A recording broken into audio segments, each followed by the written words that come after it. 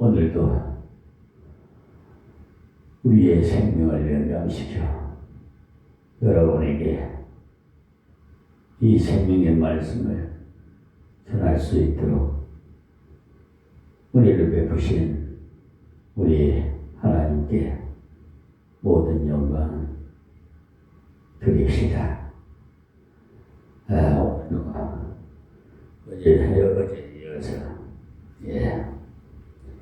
어제 이어서 로마서 강의 설교로 13장 8절부터 14절 말씀까지 봉독해드리고 한 절 한 절 강론해드리겠습니다. 피차 사랑의 빛 위에는 아무에게든지 아무 빛도 지지 말라. 남을 사랑하는 자는 율법을 다 이루었느니라. 간음하지 말라. 살인하지 말라. 도적질하지 말라. 탐내지 말라. 한 것과 그 외에 다른 계명이 있을지라도 내 이웃을 네 자신과 같이 사랑하라 하신 그 말씀 가운데 다 들었느니라. 사랑은 이웃에게 악을 행치 아니하나니 그러므로 사랑은 율법의 완성이니라. 또한 너희가 이 시기를 알거니와 자다가 깰 때가 벌써 되었으니 이는 이제 우리의 구원이 처음 믿을 때보다 가까웠음이니라. 밤이 깊고 낮이 가까웠으니 그러므로 우리가 어두움의 일을 벗고 빛의 갑옷을 입자. 낮에와 같이 단정히 행하고 방탕과 술 취하지 말며 음란과 호색하지 말며 쟁투와 시기하지 말고 오직 주 예수 그리스도로 옷 입고 정욕을 위하여 육신의 일을 도모하지 말라. 아멘. 우리들이 11장까지 구원론에 관해서 어떻게 하면 구원을 받느냐 그 말씀을 드렸고, 그것을 요약하면 하나님은 은혜로 우리에게 구원을 주시고 우리는 그리스도의 은혜 주심을 믿고 그의 속죄의 십자가를 믿을 때 구원을 받는다는 것. 하나님 쪽에서는 은혜고 우리 쪽에는 믿음이다. 그렇게 말씀드렸습니다. 자, 12장에서는 전부가 다 이 구원받은 사람이 어떻게 바로 살아갈 것인가 그에 대한 말씀이었고요. 1장부터 11장까지 소위 어려운 말로 구원론이라고 합니다. 그 다음 12장부터 16장까지를 보통 말해서 행위론이라고 합니다. 이렇게 구원받은 사람이 어떻게 행위를 바로 가져서 하나님께 영광을 돌릴 수 있겠느냐? 그에 대한 말씀이에요. 그래서 12장에서 우리들 도덕 생활의 기초에 관해서 말씀을 드렸습니다. 그리고 도덕 생활의 제일 먼저가 기초가 뭐냐? 하나님과 바른 관계가 되어야 하기 때문에 올바른 예배를 드려야 됩니다. 영적 예배를 드려야 된다. 그러니까 교회에 나와서 찬송 잘 부르고 교회에 나와서 설교만 잘 듣는 것으로 예배가 되는 것이 아니라 산제사, 우리 몸을 그대로 드리는 제사를 드려야 된다고 말씀을 드렸어요. 이 몸을 가지고 하나님의 뜻대로 바로 살아 드리는 것이 산 예배의 생활입니다. 그것이 첫 부분이었고, 그 다음에 이렇게 하나님의 은혜 받은 사람은 이제 봉사하는 생활, 하나님께로 큰 은혜 받았으니까 이것을 가지고 하나님을 위해서 또 이웃을 위해서 우리들이 거저 일하는 것입니다. 봉사라는 것은요, 돈 안 받고 남을 위해서 일하는 것이 봉사입니다. 봉사하는 일을 해야 하는데 그 봉사를 위해서는 겸손해야만 참다운 봉사를 할 수가 있다고 말씀드렸어요. 그 다음에 참다운 도덕생활의 기초가 또 뭐냐? 사랑이라고 말씀했어요. 그것이 지난 시간 9절에서 21절까지 해서 12장을 다루었어요. 그리고 13장에 들어와서 1절에서 7절까지가 개인적인 관계에서 하나님 앞에서 살아야 할 뿐만 아니라 국가 앞에서 올바른 자세를 살아야 된다는 것을 말씀드렸어요. 그러니까 국가론이 바로 1절에서 7절까지였어요. 그러니 하나님의 말씀에 합당한 대로 우리들은 이 땅 위에 권세 있게 이 땅 위에 국가에 대해서도 순종하면서 살아야 됩니다. 하나님의 말씀에 어긋나는 것은 따라갈 수 없지요. 하나님 앞에서 죄가 되기 때문에 하나님을 대적하는 것이기 때문에 사람보다 하나님 순종하는 것이 마땅하다. 그렇게 사도행전은 강조했어요. 사도행전 5장 29절에 이제 오늘 새벽에 나오는 8절에서 14절까지는 행위론을 한마디로 압축해서 결론을 짓는 것과 같은 겁니다. 그래서 11절에 나오는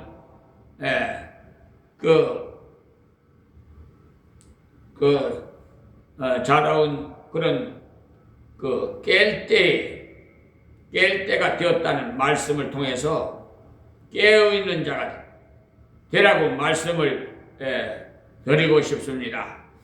왜냐 하니까 우리들이 어떻게 많이 배워도 이렇게 하나님 말씀을 잘 안다고 할지라도 그 말씀을 깨우치지 않으면은 이 땅에 살 때 항상 금방 자다가 깬 사람같이 흐릿멍텅하게 살 수밖에 없기 때문에 이 말씀에 깨어 있어야 된다고 했어요. 그래서 도덕 생활에 대해 쭉 이야기를 말씀을 드렸는데 사실 행위라는 것은 특히 예수 믿는 사람의 행위라는 것은 믿음으로 구원받고 난 다음에 그리스도의 그 재림을 소망하는 동안에 살아가는 증거의 삶이 행위입니다. 그러니까 믿음으로 구원받고 소망으로 그리스도를 바라보면서 사랑으로 실천해 나가는 것이 우리의 삶이에요. 그래서 고린도전서 13장에는 그런즉 믿음, 소망, 사랑 이 세 가지 이는 항상 있을 것이라고 말씀하셨어요. 어떤 사람은 사랑만 영원한 것이 줄 알았는데 사랑만 영원한 것이 아닙니다. 믿음, 소망, 사랑 이 세 가지가 항상 있을 것이라고 했어요. 그러니까 천국에 가서도 믿음이 존재해요. 거기에 가서도 소망이 존재하고 소망이 끝나는 것이 아닙니다. 그러니까 우리가 예수 그리스도를 믿음으로 구원받고 그리스도의 오시기까지 재림을 소망하면서 그 다음에 사랑으로 살아가는 것이 바로 이 땅 위에 성도의 삶입니다.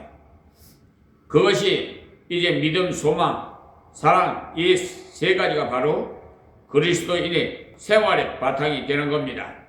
믿음으로 출발합니다. 소망으로 우리는 앞날을 바라보면서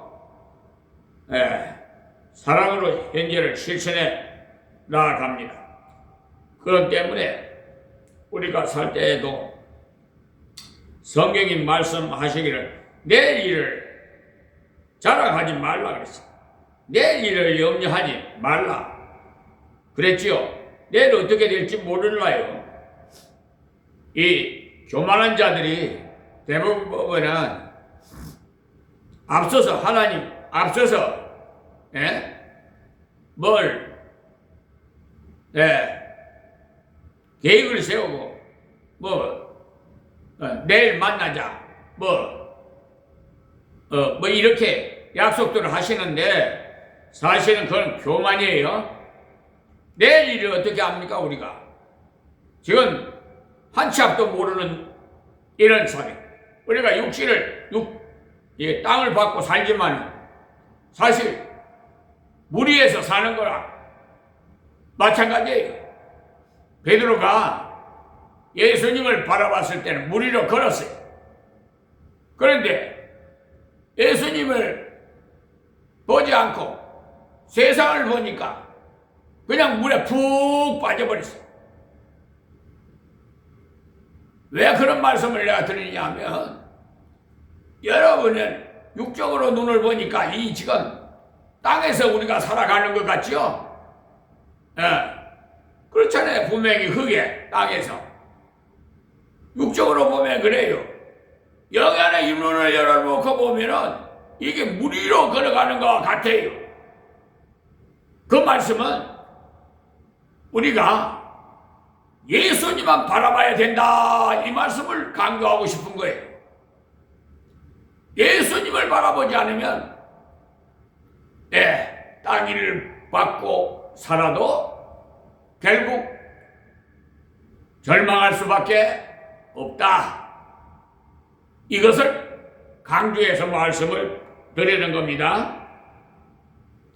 그러니까 실천을 할 때는 내일 떠날 것처럼 실천해. 오늘 마지막이다. 아주 그냥 그런 일사각오로 최선을 다해서 여러분 살아가셔야 됩니다. 미루지 마세요. 내일 뭘 해야 되겠다. 내일 누구한테 전도해야 되겠다. 뭐 이렇게 미루지 마시고 감동을 주실 때 성령의 감동을 받았을 때 즉시 감동 주시는 대로 실천하십시오. 그래야 열매가 맺어요. 계획을 세울 때는 영원히 살 것처럼 계획을 세워야 되겠습니다만 내일 죽을 것처럼 계획을 세우면 항상 하루살이 인생이 되어 아무것도 안 되는 것 같이 우리가 생각하기가 쉬워요. 그러나 어쨌든 간 이 계획만은 비전이 없는 자는 그러니까 꿈이 없는 자는 소망이 없어요. 이 나라에 계획도 뭐 5개년 계획이니 뭐 10개년 계획이니 뭐 무슨 계획이 없는 나라는 그 목적지를 정하지 않기 때문에 항해하는 배가 제대로 길을 가지 못하기 때문에 침몰하고 말아요.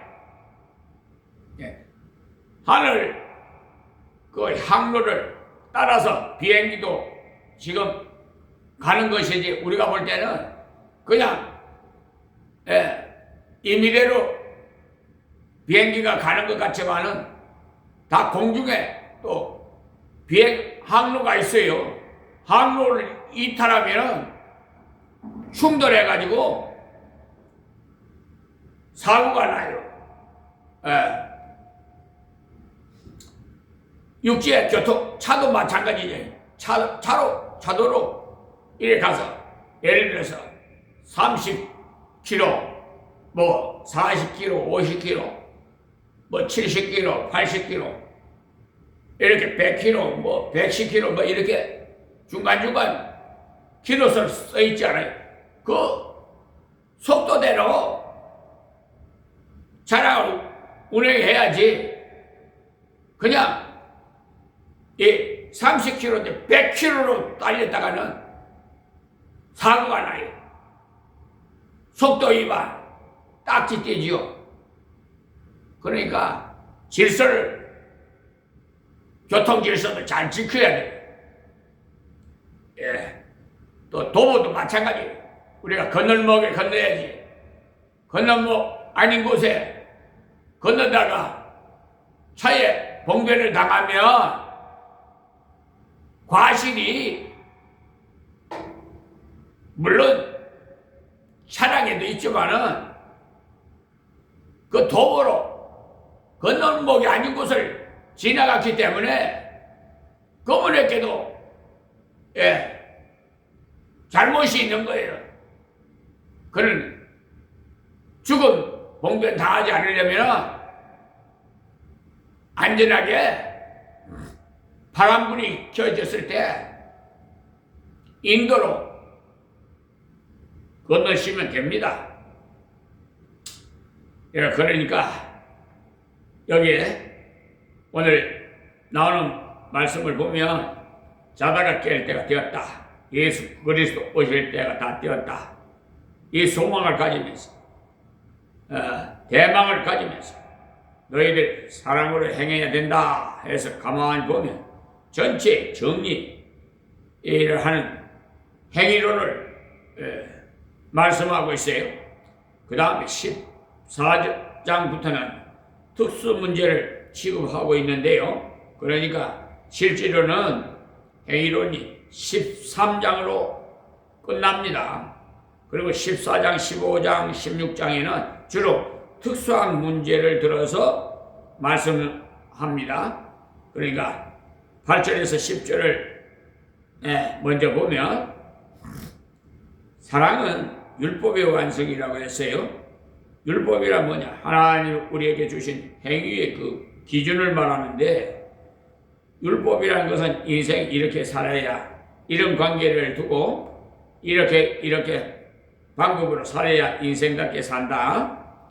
하나님께서 인생을 하나님의 형상으로 지으셨는데 하나님께서 주신 이 표준으로 살면은 하나님께서 지으신 그 본래의 목적대로 산다는 겁니다. 그래서 율법을 주셨지요. 그런데 그 율법 전체를 한마디로 말하면 뭐냐? 한마디로 말하면 사랑이고 두 마디로 말하면 하나님 사랑, 형제 사랑이고 열 마디로 말하면 십계명이 되는 것이고 그 십계명을 확대시키면 13가지인가 계명으로 확대되는 거예요. 그러니까 하나님께서 기억하기 좋아하고 아주 차선을 잘 만들어 놓으셨어요. 그러니까 하나로 말하면 사랑이고 두 개로 말하면 하나님을 사랑하는 것과 인생을 사랑하는 것 그런 거죠. 오늘 여기에도 사람은 율법의 완성이라고 했어요.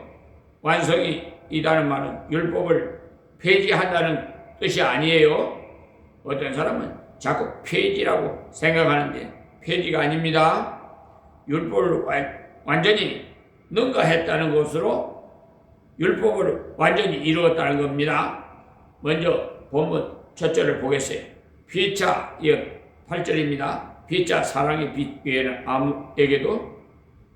아무에게든지 아무 빛도 찌지 말라 그래서 여기 첫째 비치지 말라 했는데 원래 순서대로 그대로 하면은요 아무 빛도 찌지 말라. 그러나 사랑은 예외다 이렇게 원어에는 돼 있어요.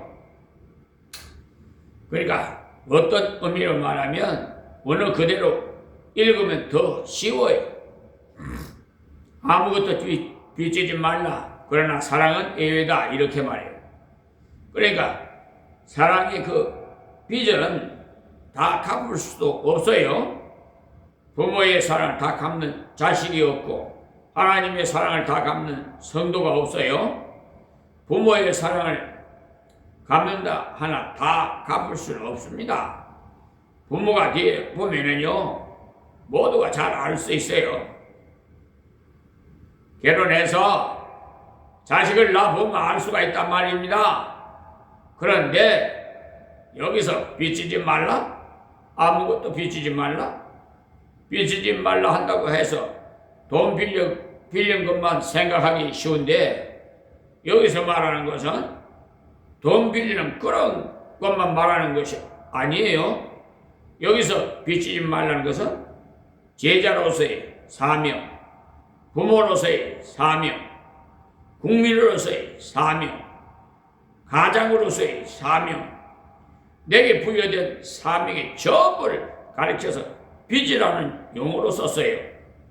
내가 마땅히 해야 할, 그러니까 해야 될, 내가 마땅히 감당해야 될 모든 조건을 빚이라고 했어요.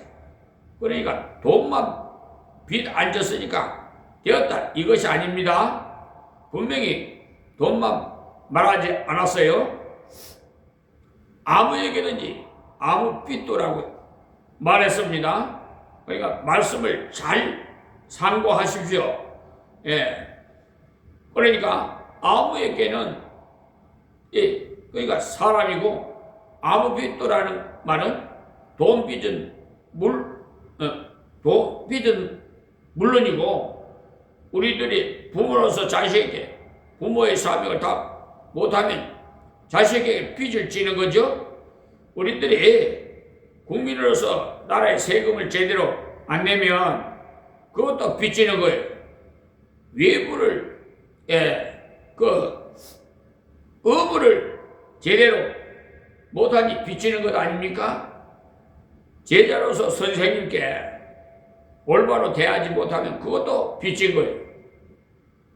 이런 것에 책임을 다하라, 그 말씀이 아무에게든지 무엇이든지 해야 될 것을 적당하게 넘어가는 그런 짓은 하지 마세요. 요즘 말이에요. 이번에 강화군청 그 주거 문제 때문에 그저 일을 제기하고 그랬는데도 이 강화군청 주택 건축가인가? 건축가 뭐 주택, 하여튼 행정 심판 청구서를 하나님 은혜로 제출해 놨어요.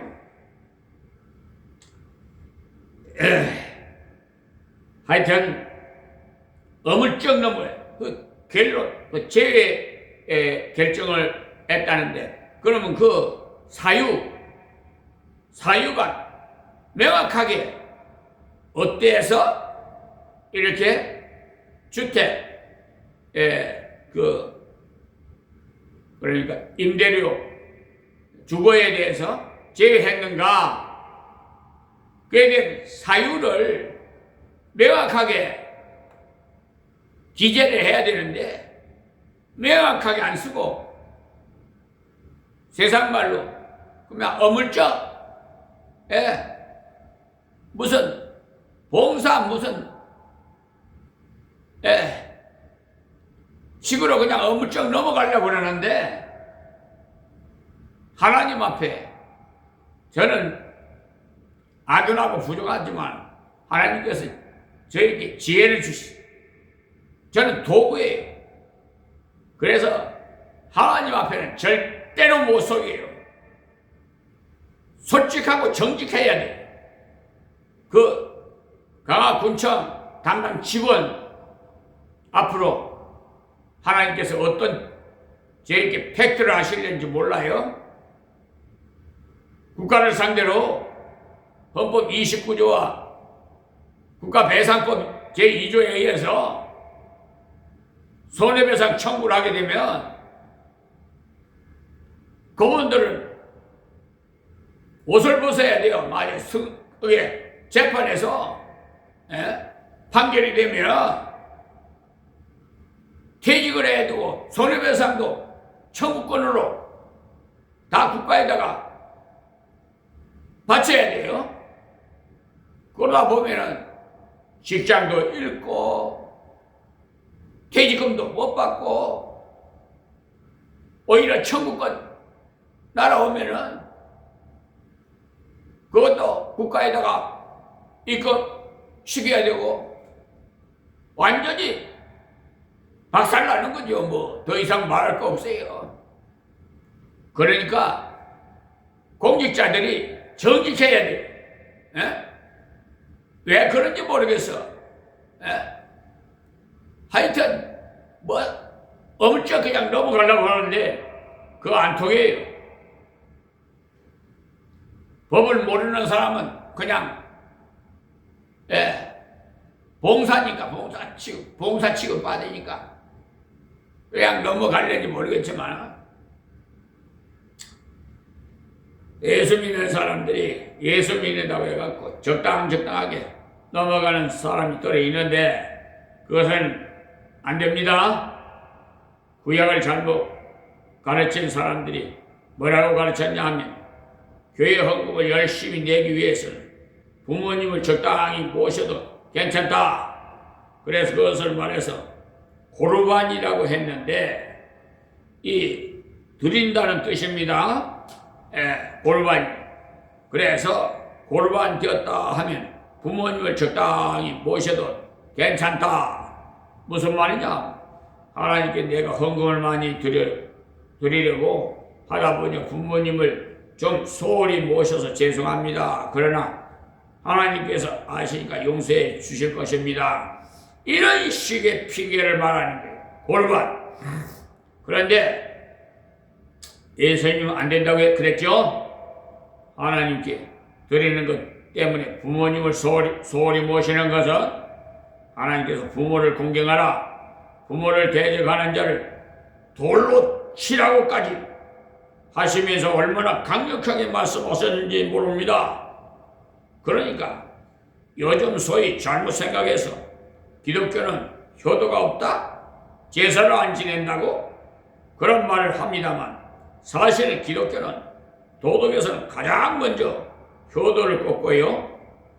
10계명 중에서 1계명에서 4계명까지는 하나님께 대한 것이고 5계명부터 사람에게 대한 것인데 사람에게 대한 첫 계명이 바로 부모를 공경하라고 했어요.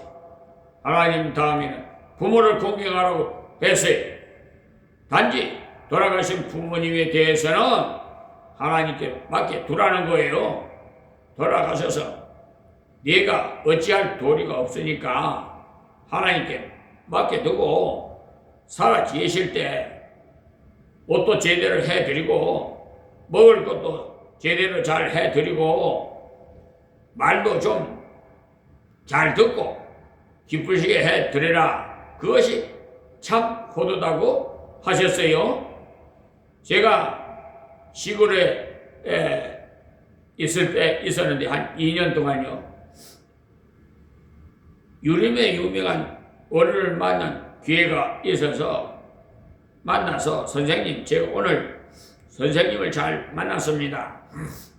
유림에서 말하는 사상하고 우리 성경이 말하는 사상하고 어느 것이 나한테 이야기를 좀 해봅시다 하니까 해보라고 해서 제가 설명 쭉 하니까 그것이 맞다고 했어요. 나도 사실 체면이 있어서 그렇지 체면만 벗을 수 있다면 그 길을 따르겠다 이렇게 솔직히 말해 주셨어요. 그러니까 우리가 고르반 되었다 해서 적당히 부모를 섬기면 안 돼요. 예수 믿는 사람일수록 부모들이 하나님 앞에서 열심히 봉사하지만은 부모님도 착실하게 공경해야 돼요. 이 부모와 연을 끊고 이런 자식들은 하나님께 복받을 생각 아예 하지 말아야 돼. 불쌍해. 너무 불쌍해서 기도할 수밖에 없죠. 뭐. 하나님께서 불쌍히 여기라. 돌아오라. 내게 돌아오라. 부모님을 잘 공경하라. 이런 말씀이에요. 그것을 안 하면 하나님의 영광을 가리게 되고요. 성경에 약속하신 땅, 위에 그 최고의 복인 잘되고 장수하리라고 하신 이 복을 못 받아요. 땅 위에서 잘되고 장수하는 방법은요, 분명히 부모를 공경하는 데서 온다고 성경이 약속해 주셨어요. 그러니 이 사명을 다 하는 것이, 다 하라는 거예요.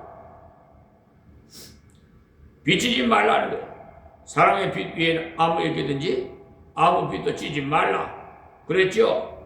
그러니 우리는 최선을 다해서 내가 처해 있고 처소에서 자식으로서의 사명, 부모로서의 사명, 제자로서의 사명, 여러분은 성도로서의 제자로서의 사명, 여러분은 성도로서의 사명, 교육자이면 교육자로서의 사명을 다해 적당하게 하면 책망받아요. 여러분들이 적당하게 하면은 하나님께서 쓰실 수 없고 하나님 쓰임받는 도구가 될 수 없어요. 여러분이 맡은 사명에 대해서 최선을 다할 때 하나님이 쓰시는 도구가 될 수가 있습니다. 그래서 빚지지 말라 그랬습니다. 우리 그리스도인은 돈 빚도 안 지는 것이 좋습니다. 빚지면 빚준 사람에게 항상 매이게 되지요. 죄를 지으면 죄의 종이 된다. 돼 있잖아요. 그 때문에 죄의 종이 안 되려면 죄를 회개해버리고 주님께 돌아가 버려야 죄의 종이 안 되지. 죄를 짓고 회개 안 하면 자꾸 죄에 끌려다녀요.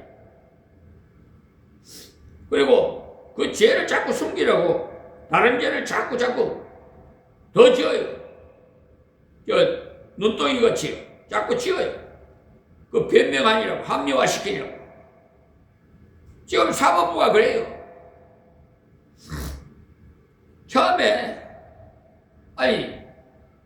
이 소송을 했어요. 소송을 했는데 이게 소장을 제출하며 소장 부분을 피고에게 송달합니다. 법원에서. 그럼 답변서를 30일 안에 답변서를 올려야 되거든요. 그런데 1차 변론에도 불참석, 2차 변론에도 불참석. 이제 선고가 떨어져. 선고가 내일이에요. 그러니까 103일이 되는 날. 세상에 그때사 저 법무법인 유한 로고스 백형기 변호사라는 자가 법원에다가 답변서, 위임자, 손해배상 청구, 소송 비용 담보 제공 5건 이걸 제출했는데 그걸 정창근, 정희철, 강선화 판사가 받아서 원고를 그 소송 담보 제공 신청 써보니까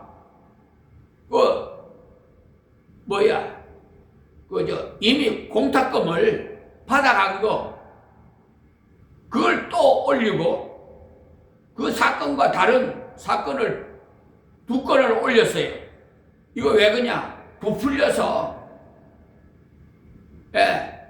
완전히 날강도예요. 이 백형기 변호사라는 자는 변호사가 아니라 날강도예요. 상습 사기꾼. 아주 보통 사람 아니에요.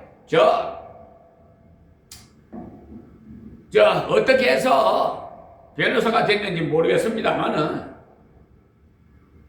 정말 그분이 감옥에 가야 되는데 또 돈을 얼마나 썼는지 강남경찰서에 어떻게 됐는지 그 매수를 어떻게 했는지 경찰을 그냥 어물쩍 넘어가서 혐의 없음. 이렇게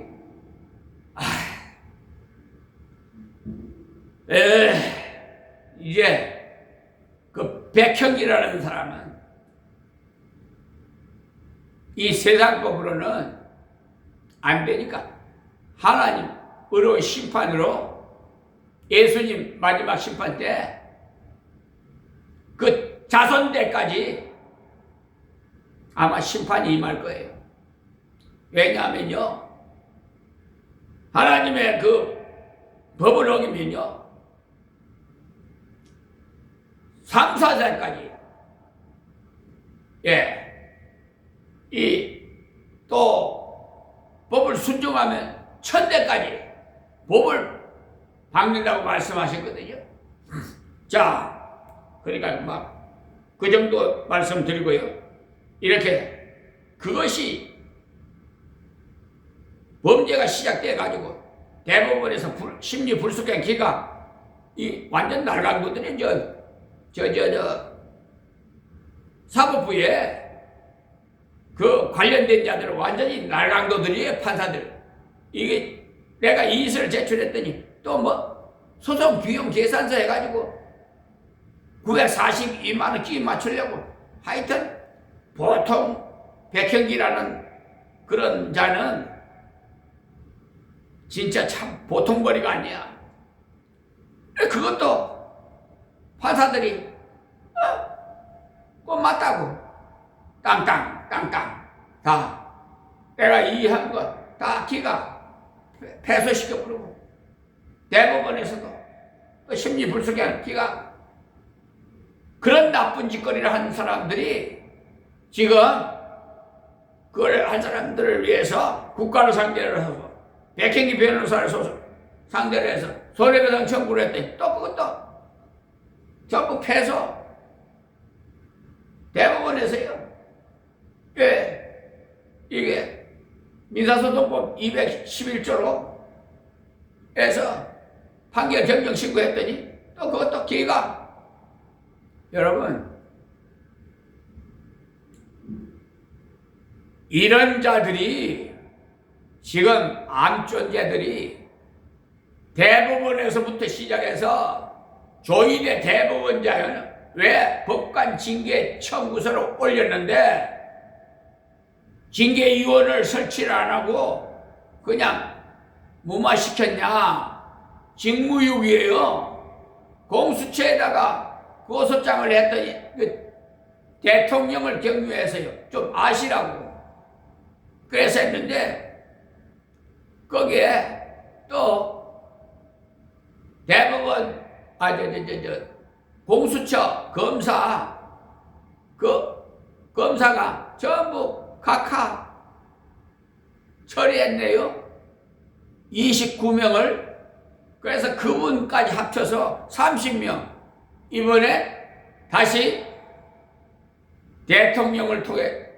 대통령실을 통해서 다시 공수처에 접수가 돼서요. 이번에는 어떻게 될는지 모르겠습니다만. 그러면은 싹 다 지금 국가를 상대로 했는데 세상에 담보 제공하래요. 아니 변호사 보수를 근거로 해서 담보 제공하래. 아니 국가를 상대하면요 소송 수행자가 고등검찰청에서 검사가 나와요. 그런데 공무원인데 변호사 보수를 받아야 돼요. 이 엉터리 같은 작자들 때문에 스트레스 받아갖고 아주 그냥 정말 괴로워요. 그러니까 그냥 성격이 거칠어지고요. 예전 내가 군대 생활 같았으면은요, 저분들 다 그냥 싸그리 그냥 아마 큰 대응 사고가 났을 거예요. 전부 다 그냥 이 몸 한 몸 희생해서 사회 정의를 바로 세워야 되겠다. 아니 그냥 말로 해가지고는 안 들어요. 기도를 안 해줬나요? 기도했죠. 목사의 뭐예요? 특권 기도죠. 그런데 소용이 없어요. 많이 이렇게 미혹당해가지고 돈이 우상이 돼가지고 정관의 후로 돈벌이 해요. 그리고 나중에 법관 판검사요 은퇴하면 변호사 되잖아요. 그러면 톡톡이 대가를 받아요. 또 여러분 이런 관례를 이번 이재명 대통령께서 분명히 손질할 겁니다. 저는 믿어요. 싸그리 이 새 포도주는 새 부대에 넣어야지 이대로는 안 돼요. 이대로는 이게 오염이 되거든요. 그 대부분에만 들어가면 오염이 돼요. 어떻게 된 거지? 그리고 판사, 검사 눈치 보고요. 이게 만약에 이게 승소를 하게 되면 그 국가를 상대로 하면 그 대법관이나 판사가 검사나 청구권이 날아가요. 그리고 옷을 벗어야 되거든요. 예. 감옥에 가야 돼요. 아주 그냥 인생 종말이 아주 그냥 비참하게 돼버린 거예요. 예? 야, 그 정도 말씀드립니다. 사랑 비두에는 아무도 얘기던데 빚을 지지 말라고 말씀하셨어요. 그러니까 여러분 하나님 잘 섬기고 부모님, 육신의 부모님 잘 섬겨야 돼요. 연을 끊고 부모님 말씀 배척하고 그런 자식들 불쌍해. 그런 자식들 복 받을 생각하지 말고 이 땅에서 오래 살 생각하지 말아야 돼. 하나님 이제 이 세상 떠나서도 예수님 심판 마지막 심판 때 성문 밖에 던져져 버릴지 몰라요.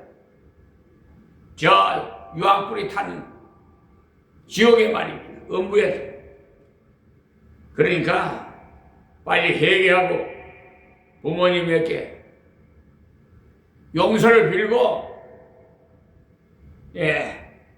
효도를 잘 하시기 바랍니다.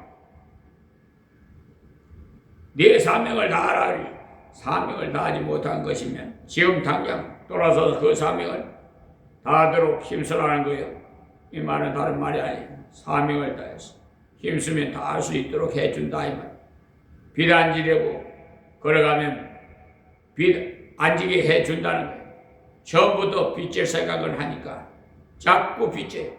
사람이 다 어찌 그래 할 수 있겠노 하면서 자꾸 자기를 정당화시키려고 그래. 그래서 자꾸 눈덩이가 되는 거예요. 그러나 하나님께서 주시고자 약속을 한 것 때문에 물질적으로 빚졌거들랑 빚 안 지게 해달라고 기도하시고 열심히 일하십시오. 그러나 우리가 부득이하게 밥을 못 먹게 되어 빚을 내었다면 하는 수 없겠죠. 왜냐? 구약에도 보면 너무 어려운 경우에 빚을 낼 수 있도록 되어 있어요. 그런데 행제니까 이식을 받지 말아라고, 그러니까 이자를 받지 말라고 했어요. 왜냐? 그 사람이 지금 어려워서 밥을 못 먹어서 빚을 내는 판이므로 이자를 받지 말라고 했어요. 그러나 밥을 못 먹고 빚 내는 것이 아니라 사업을 해서 빚을 내는 경우는 이자를 주는 것이 당연하다고 했어요. 왜냐? 그것은 이용해서 사업을 하고자 했지 밥 못 먹어서 얻은 것이 아니기 때문에 이걸 확실하게 분별해야 돼요. 그러나 아주 어려운 처지에서 빌려간 경우에는 이자를 받지 말라. 왜? 행제이기 때문에 그렇습니다. 그렇다면 물가는 올라가는데 원금에도 손해 아니냐? 그것은 하나님께서 갚아주시겠다는 겁니다. 가난한 자를 돌볼 때 하나님께서 갚아주시겠다고 했어요. 그 원리 때문에 우리가 빚지지 않도록 노력해야 되고 빚진 사람은 빨리 갚도록 기도해야 되고 노력해서 갚아야 합니다. 그리고 빚지지 않고 안 갚을서 그러니까 일할 수는 없어요. 조지 물러 같은 분은요 2,000명 이상의 고아를 양육하면서 목사로서 돈이 없어서 건물을 짓고 할 때마다 빚을 그분은 안 냈습니다. 왜 안 냈느냐? 이 말씀 때문에. 빚지지 말라. 빚지는 것은 하나님의 영광 가리는 것이 아니라고요. 영광을 나타내는 것이 아니라고 하셨으니까 빚내는 것은 안 된다 해서 빚내지 말고 집을 지었어. 근데 그 집을 전부 석조로 지었어. 하나님께서 지으시면 아마 잘 짓지 않겠나 해서 석조를 지었어. 짓는데 반드시 돈을 갖고 지었어요. 사람들이 기부를 받더라도 돈이 모이면 집을 짓기 시작하고 짓다가 2층까지 짓고 돈이 떨어지면 그냥 두고 하나님께서 요만큼만 하라 하시는 모양이니까 중지하고 기도하니 그래서 다시 완공하기는 주시는 만큼 받아서 짓고 그 때문에 영광을 순수하게 하나님께 돌렸어요. 우리 임마누엘 교회도 2026년 전에 26년 전에 제가 말씀을 잘못했습니다. 여기 2000년도에 강화에 하나님께서 보내줘 왔기 때문에 2000년도에 와가지고 26년 차가 되는데요. 그때 성전을 건축하는데 우리 동력자가 하는 말이 있어요. 목사님 어떻게 교회를 지을 때 제대로 좀 은행에 웅자를 받아가지고 제대로 좀 짓지요. 그래서 제가 그랬어요. 아니에요. 하나님께서 주시는 만큼만 지으면 됩니다. 또 뭐 하나님 또 주시면 또 지으면 되죠. 그래서 우리는 항상 우리 주님 뒤만 따라가야지 앞서서 가려고 하면 안 돼요.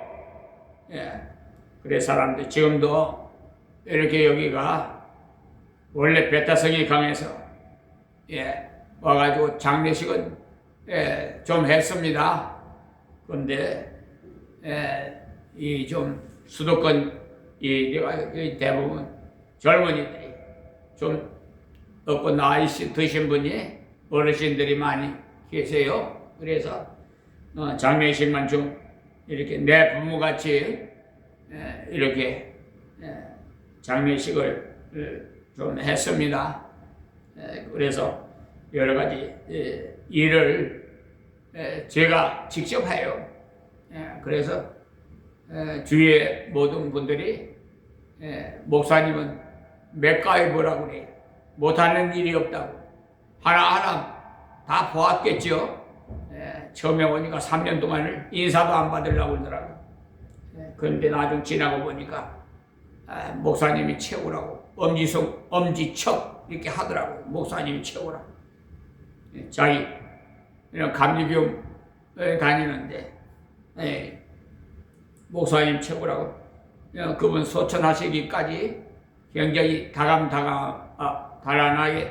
이렇게 서로 사랑하면서 같이 지냈습니다. 근데 하나님 불러서 가셨는데 어쨌든 우리는 이 세상 사는 동안 서로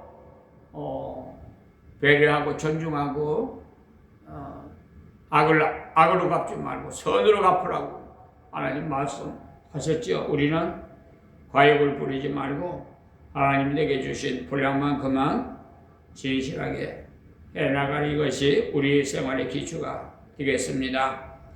하나님께서 안 주신 것에 대해서 네가 왜 안 했느냐 이런 말씀은 절대로 묻지 않을 겁니다. 않을 겁니다가 않으십니다. 없는 것을 달라 하지 않겠다고 하셨어요. 그러니까 하나님께서 우리에게 맡기신 만큼 진실이 일해야 되지 안 맡긴 것을 이렇게 당겨가지고 하는 것은 별로 합당하지 않습니다. 빚자의 사랑의 빚 외에는 아무것도 빚지지 말라. 그러니 사랑의 빚은 예외지요. 사랑만 예외다. 이것까지 다 갖고는 그렇지 않아도 유명한 주경가가 하는 말이 갚을 거 다 갚고 사랑까지도 빚진 것이 없으면 사람하고의 그 관계가 너무 각박할 것이라고 했어요. 너와 나와는 줄 거 다 주고 받을 거 다 받았다. 이렇다면 관계가 아주 깨끗하게 정리돼 버리가지고 다시는 만날 필요도 없고, 안 그러겠습니까? 그 때문에 사랑의 빚은 다 갚았는지 안 갚았는지 계산도 잘 못해요. 이것은 다른 말이 아니고 사랑은 열심히 주고 열심히 주라는 말이에요. 주고 받고. 예, 내가 사랑을 택하여서 이 사람은 사랑할 만하니까 사랑하고, 저 사람은 사랑할 만한 자격이 없으니까 사랑하지 않고 그러지 마시고, 예, 사랑의 빚을 자꾸 놓아가라는 것이요.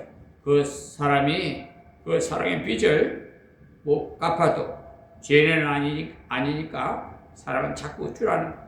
그래서 그 다음 뭐라고 했느냐면, 남을 사랑하는 자는 율법을 다 이루었느니라 했어요. 사랑을 자꾸 주는 것이 우리 성도의 삶이, 그것이 바로 하나님의 뜻을 이루어 드리는 것이기 때문입니다. 아가페라는 이 사랑은요, 전에도 한번 말씀드렸습니다만은 세 가지의 그 요소가 있어요. 이해입니다. 이해. 그 사람을 깊이 이해해 주는 그 마음을 가진 것이 바로 사랑의 시작이에요. 어려운 처지에 있을 때, 아이고 저 사람 저런 처지에서 얼마나 어렵겠나, 그를 위해서 기도해주고 그를 만나서 위로해주고, 이것이 사랑이란 말이에요. 사랑이 주는 이상하고 무슨 이상하고 특별한 것 아니에요. 그 다음에 용납이에요. 사람이 그 잘못했을 때 그 사람이 넘어졌을 때, 그 사람이 부족했을 때는 넘어진 그대로를 받아줄 줄 아는 것이 용납입니다. 넘어졌으니 짓밟고 넘어졌으니 욕을 하고, 우리가 보통 그러죠. 선수들이 이기면은 다음번에 영웅 대접을 하고, 졌다 하면은 그날부터는 욕을 해야 되고, 중계하는 아나운서도요, 신문이고 하여튼 간에 모두들이 비판을 늘어놓고, 가만히 보면 선수들은요 무조건 하고 이기고 봐야 하는, 졌다 하면 그냥 야단. 코치가 잘못했느니, 뭐 선수가 신통찮아서 하니, 연습이 부족이라느니, 뭐 시설이 어떻다느니 등등 다 나와요. 그러나 이겼다 하면은 당장 영웅 대접을 받아요. 이것이 세상이에요. 저는 운동선수들을 보면 불쌍해요. 이기기만 하면 영웅이나 지고 나면 초상집처럼 되니까 가만히 보니까 너무나 애처로워. 비판하는 것, 그것은 사랑이 아니에요. 정죄.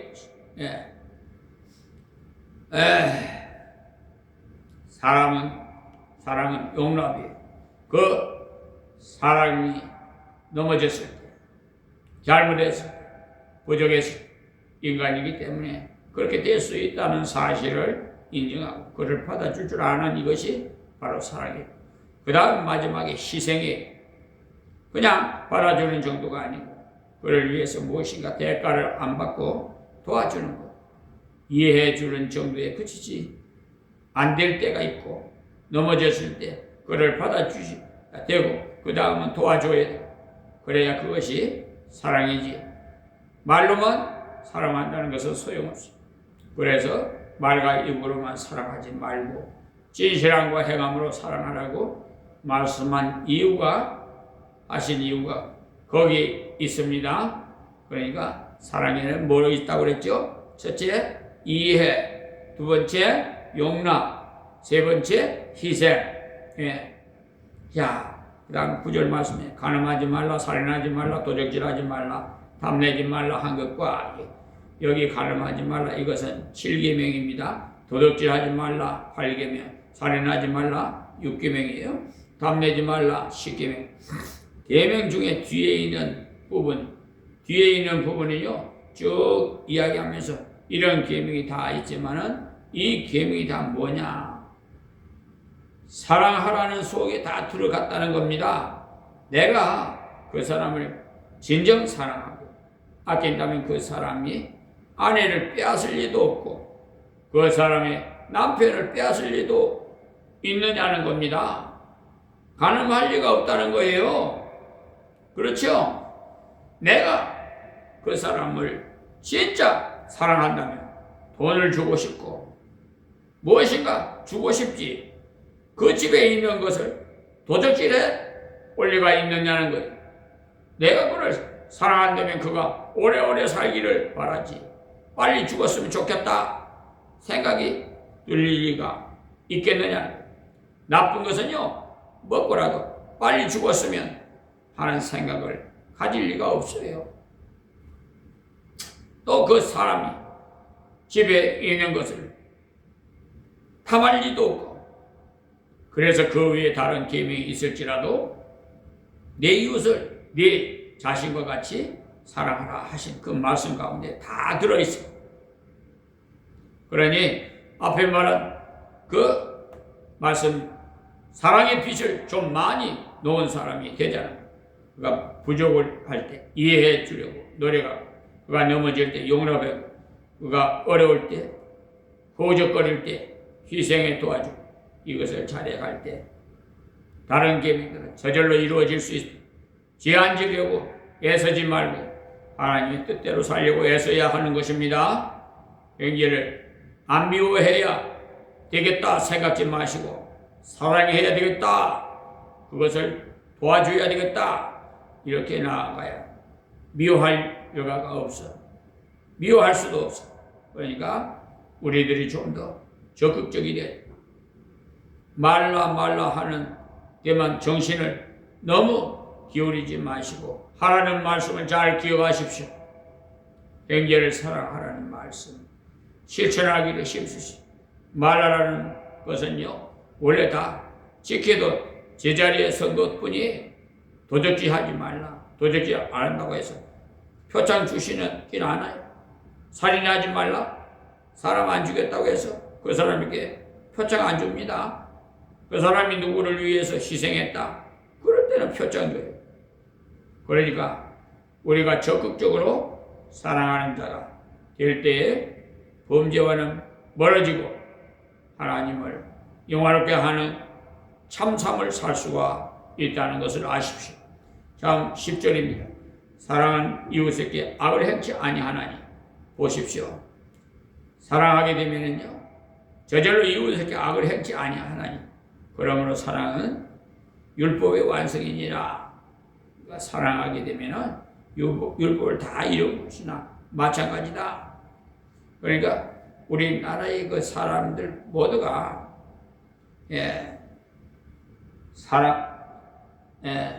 이렇게 뭐 사람으로 엮여져 있다면은 민법, 형법 존재 가치가 별로 없어요.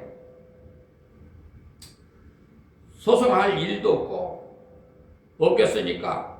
그래서 우리나라에서도 앞서가신 유명한 조만식 선생님 같은 분은요 이런 말이에요. 파출소를 몇 개 세우는 것보다 교회 하나 세우는 것이 낫다 해요. 왜? 정말 교회가 사명만 다 한다면 이 말은 사실. 파출소는 자꾸 잡으려 다니는 일을 하지만 사람을 사랑하도록 만들어 버린다면 파출소를 세울 필요가 없으니까 얼마나 좋은. 그러니까 우리들도 그런 정신으로 살아가야 돼. 사랑은 율법의 완성이니라. 11절에서 마지막 14절까지 이러한 삶을 사는 이러한 사람을 하는 이러한 실천 생활을 하는 내 언제나까지 우리가 정신 차려서 해야 하느냐. 바로 예수 오실 때까지. 그래서 거기는 재림을 대망해서 깨어있으라. 예수님 오실 날을 대망해서 깨어있으라고 했어. 다음 11절에 또한 너희가 이 시기를 알거니와 했는데 이렇게 되어 있는데 여기에 번역하면 약간 빠진 부분이 있어요. 이 우리나라 이 성경 번역이 조금 빠진 부분도 있고 잘못 된 부분도 또 있어요.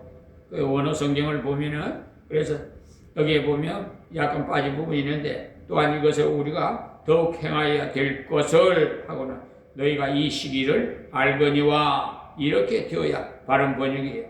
이것이 뭐냐? 사람의 실천이죠. 앞에 나오는 것을 물고 나오도록 되어 있어요.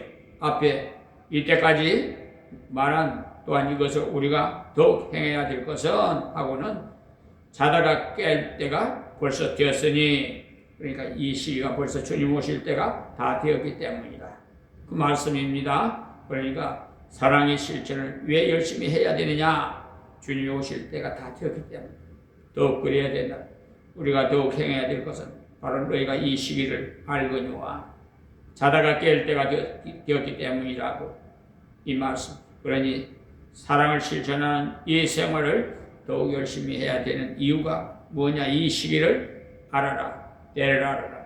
시기, 때라는 것은요 다른 말이 아니고 예수님 오실 바로 재림의 때를 말하는 것입니다. 자다가 깰 때가 벌써 되었다는 말도 그 말씀이에요. 지약 생활에서 그대로 머물러 있을 때가 아니라 자다가 깨서 이는 이제 우리의 구원이 처음 믿을 때보다 가까웠음이니라. 여기 우리의 구원이라는 것은 우리 예수 믿으면 당장 구원받는데 여기에 우리의 구원이란 우리의 육체까지 구원받는 예수님이 다시 오시는 것을 말합니다. 우리가 처음에 예수 믿으면 영혼은 구원받았어요. 그러나 현재는 우리 육체는 구원받았지 못했어요. 그래서 죄를 짓는 거예요. 그래서 이제 주님이 오시면 그때 이제 육체의 구원을 받으면 들림을 받을 것이고 육체의 구원을 죄를 많이 지었으면 육체 구원 못 받아요. 육체 구원 못 받는다고 아시겠어요? 그러니까 그저 들림받은 자가 있고 버림받는 자가 있다고 그랬잖아요.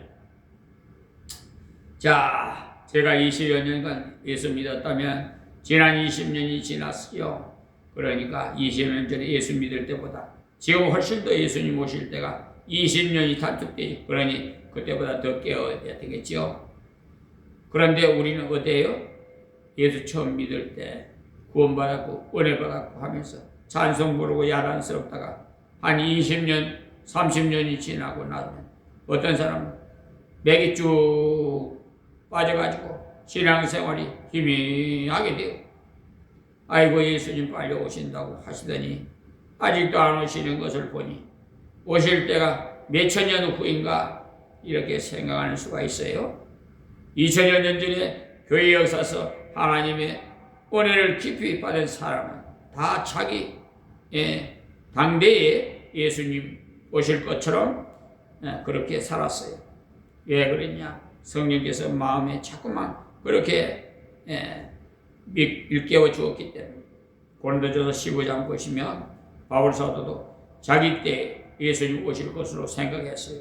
그리고 데살로니가에서도 예수님 재림에 대해서 말한 것을 보면은 자기 때 예수님 오실 것으로 그렇게 여겼어요. 데살로니가 4장 16절에서 17절에 보실까요? 보면 주께서 호렘과 천사장과 소리와 하나님의 나팔로 친히 하늘로 쫓아 강림하시리니 그리스도 안에 죽은 자들이 먼저 일어나고 그 후에 우리 살아남은 자도 저희와 함께 구름 속으로 끌려 올려 했죠. 우리 살아남은 자 속에 바울도 들어있음을 말하는 것. 바울도 자기 살았을 때 예수께서 오실 것으로 늘 기다리면서 살았다 그 말입니다. 고린도전서 15장 51절에도 보면은 보라 내가 너희에게 이 비밀을 말하노니 우리가 다 잠잘 것이 아니요 마지막 나팔 소리에 순식간에 호련히 다 변화하리니 나팔 소리가 나면 썩은 자들이 썩지 아니할 것으로 다시 살고 우리도 변화하리라 그랬어요. 여기도 보면 우리도 변화하리라 바울 자신도 변화하리라고 했어요. 자기는 지금 살아있는데도 말이에요. 그렇다면 바울이 착각을 했느냐? 너무너무 열망을 하다 보니까 자기 때에 오시자 싶어서 이 말을 했느냐? 그것이 아니에요. 성령께서 마음에 자꾸 일깨워 주기 때문에. 여러분 그렇지 않습니까? 신앙생활을 말씀대로 바로 하고 믿음으로 바로 걸어갈 때 정말 주님께서 곧 오실 것으로 마음속에 기대되어집니다. 그래서 오늘 말씀에 구원의 처음 믿을 때보다도 가깝다고 했어요. 그러니까 여러분 1개월, 10개월, 1년, 10년, 예수 연도가 깊어질수록 더 사랑하기를 힘쓰라. 왜냐? 주님 오실 때가 더 가까웠어.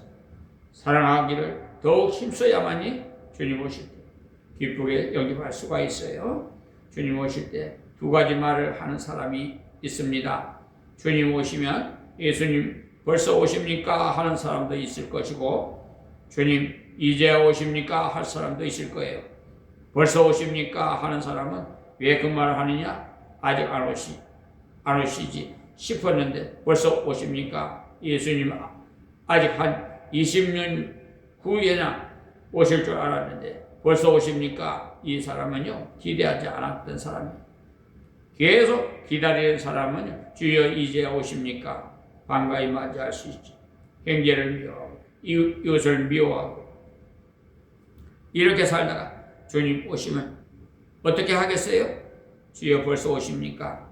저는 정신을 청산을 하고 원수가 맺는 것 좀 풀고 난 다음에 주님 오셨으면 좋겠다 싶었는데 아직 맺힌 것도 다 못 풀었는데 주님 오시면 어떻게 하겠습니까? 낭패인 거죠. 그렇다고 해서 그것 때문에 멸망받는다는 것은 아니에요. 주님께 받을 상금이 없는 거죠. 사랑으로 행하지 아니할 것은 하나님 앞에서 상금이 없습니다. 자, 12절 13절입니다.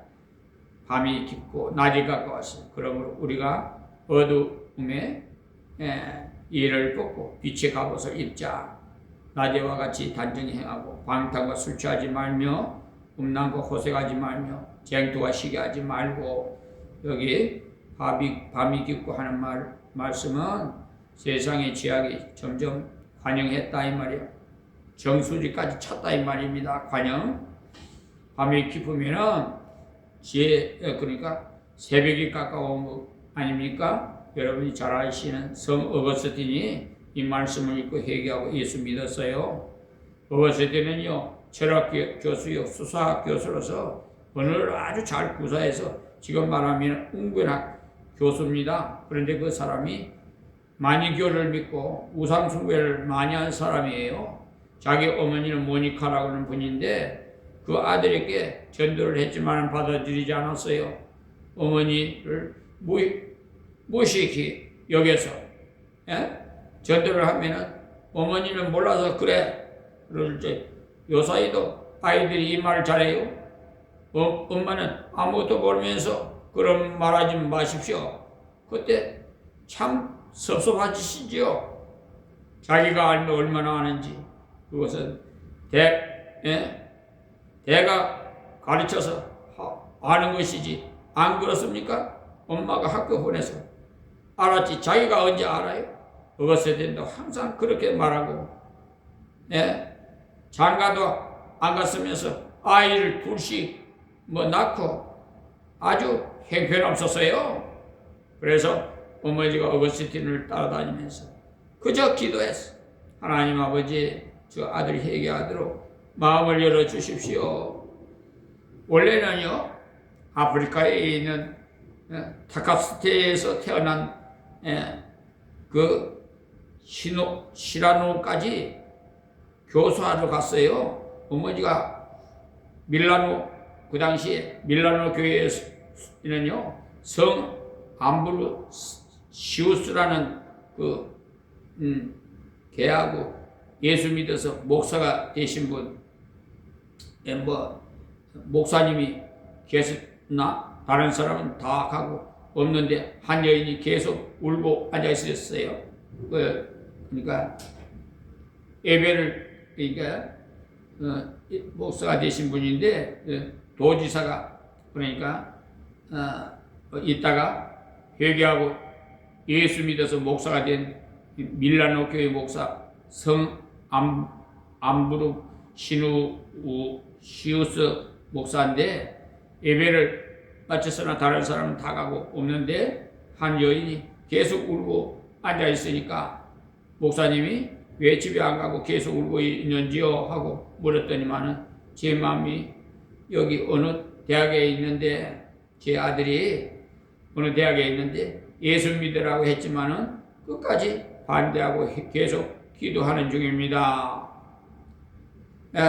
그때 암브로시스 목사님이 하신 말씀이 여인이여 눈물의 자식은 망하지 않습니다. 돌아가시오. 그 말에 큰 위로를 받고 돌아갔습니다. 그 후에 약 6개월이 지나서 어거스틴이 예수를 믿었어요. 그런데 어떻게 예수를 믿었느냐?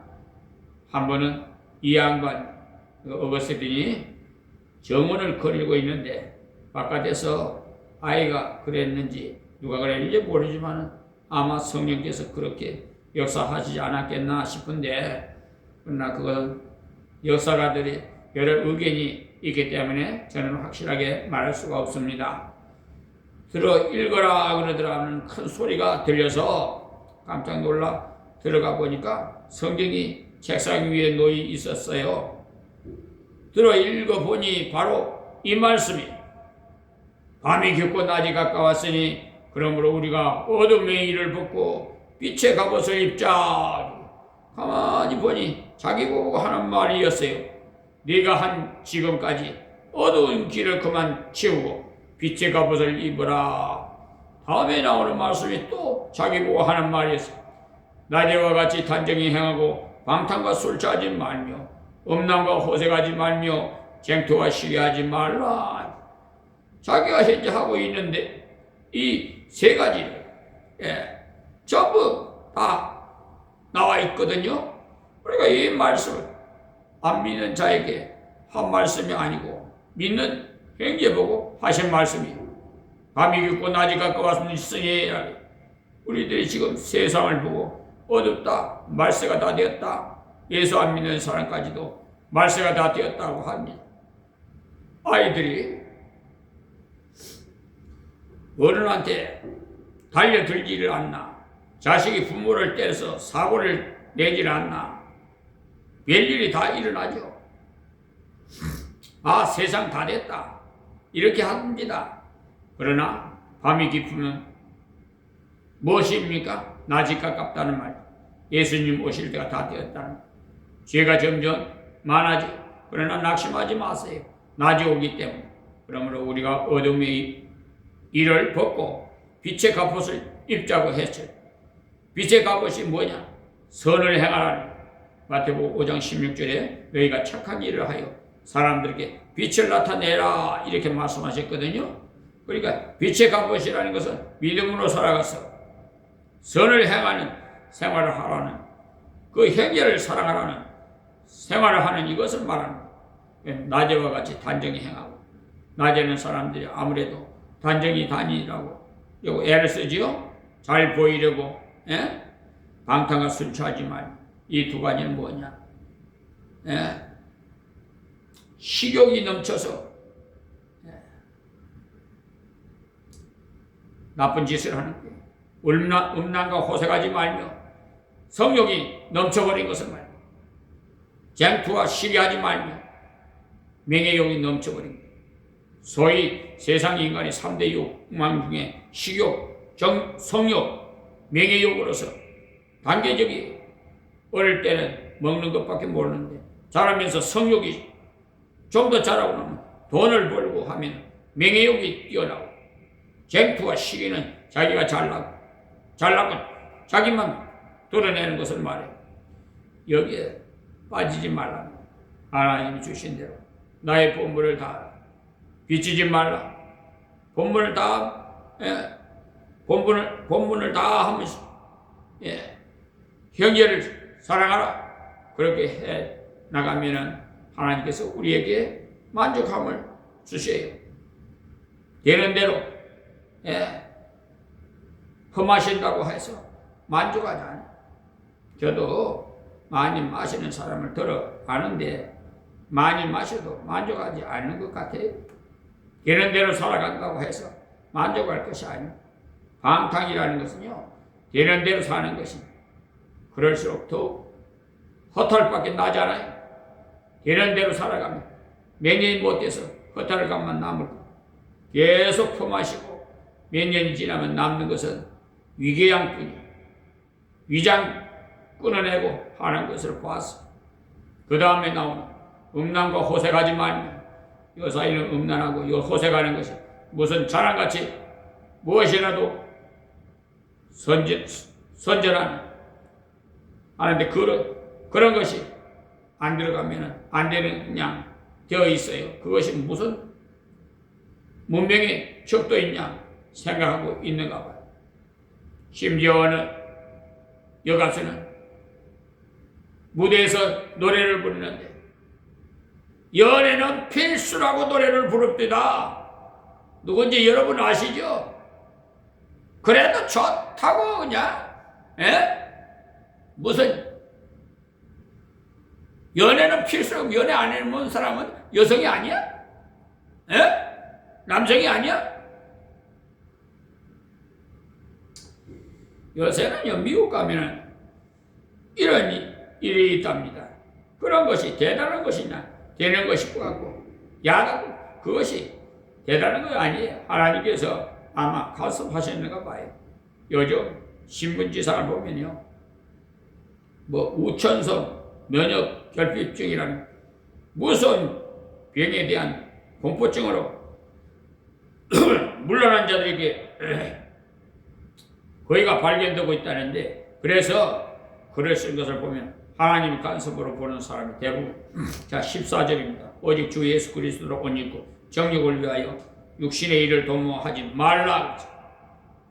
이 말씀은 앞에 말한 그 식욕, 성욕, 그 명예욕, 과욕은 그 결과가 자기를 망치고 이웃에게 큰 피해를 주고 하나님을 대적하는 행위인데 그것에서 벗어날 수 있는 적극적인 방법을 제시하는 이 부분의 결론입니다. 그래서 오직이라는 말씀으로 시작해서 뒤에 말씀을 강조했는데 뒤에서 벗어나는 길은 예수 그리스도로 옷 입는 길 외에는 다른 길이 없습니다. 극한 방탕에 빠져서 그러지 않으려면 오직 주 예수 그리스도의 옷 입어야 곧 주님의 나의 구주로 영접하고 주님의 능력으로 걷는 길뿐이라는 것. 사람이 또 옷을 입는다는 것은 부끄러운 것을 가리는 것을 말하여 죄인이 주를 의지할 때 하나님 앞에서 의인으로 여기셔 옷을 입으면 새로운 모습으로 나타나게 되는 것 같이 그리스도를 의지함으로써 새로운 존재가 되었음을 먼저 깨달아야 하는 거죠. 그리고 옷 입었다 하면은 이것은 드러내는 공개적인 삶을 말하는 내가 예수를 믿는다. 나는 그리스도이다. 이렇게 공개적으로 살려면은 생활에서 그만큼 근신하게 되어 있어요. 그러므로 그리스도를 믿을 뿐만 아니라 그분을 드러내며 살아가는 것. 곧 어디서나 누구 앞에서나 공개적으로 그리스도를 믿는 믿음을 드러내고 증거하는 삶이 옷 입는 삶입니다. 예수 믿는데도 예수 안 믿은 척 하면서 한 직장에서 30여 년 동안 같이 생활하면서도 장로고 집사가 예수 믿는다는 표를 안 내고 생활하다가 사사로운 일로 싸움이 벌어져가지고 경찰서에 붙들려가니 목사가 가보니까 한 사람은 장로고 한 사람은 집사들이에요. 얼마나 창피한 일이에요. 다음은 공개적인 것과 함께 내면서 그 근신이 따라서 함을 말해주고 있는데 근신이 따라야 함을 말하고 있어. 정욕을 위하여 육신의 일을 도모하지 말라. 이 말씀 앞에 말한 주님을 들으며 살 때 나 자신이 계속적인 근신이 뒤따라야 함을 말해주고 있어요. 정욕은 이것은 인간적인 욕망을 과도에 채우려는 것을 말해요. 이것을 위해서 인간적인 생각을 하지 말라는 육신의 일을 도모하지 말라. 이것이 바로 인간적으로 계획하지 말라. 작정하지 말라. 사람의 행위는요 생각에서 출발하기 때문에 생각을 욕심 채우는 방향으로 죄지는 방향으로 두지 말라는 것. 바울 선생이 자신이 이러한 삶을 살아왔고 그것을 로마 형제들에게 권면하는 것. 이제 오늘 새벽 말씀을 맺고자 합니다. 바울은 언제나 자기의 사명을 다할 것을 강조했습니다. 이 비치지 말라. 이것이 바울의 생활의 표시, 곧 사명을 다하여서 살라.